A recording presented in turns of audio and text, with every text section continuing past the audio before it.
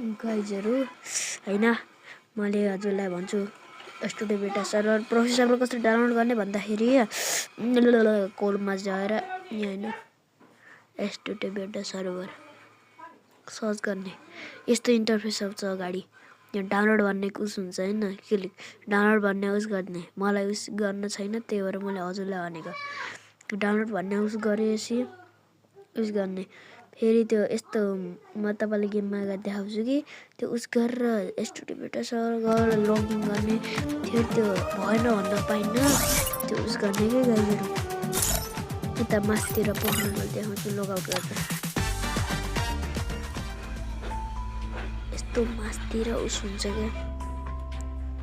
यस्तो मास्तिर केटीको मास्तिर हेरी त्यो रातो अक्षरले युआइडी दिएको हुन्छ त्यो युआइडी कपीमा सारेर के गरेर उस गर्न सक्नुहुन्छ त्यसपछि फेरि कोलममा जाने त कोलममा गएर अनलक बेटा सर्भर गर्ने बेटा सर्भर अनलक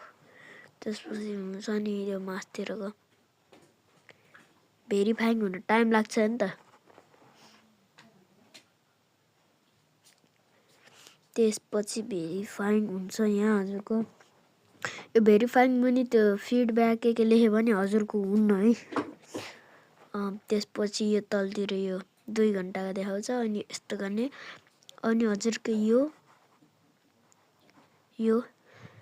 अथवा यो आइडी हुन सक्छ यो दुईटा मध्ये एउटा आइडी हुन सक्छ त्यसपछि यो अनलक रिटर्न एन्ड डिस्क्राइब के गर्ने हैन नेक्स्ट दाब्ने नेक्स्ट ल यस्तो भयो भने चाहिँ 33 वर्ष हैन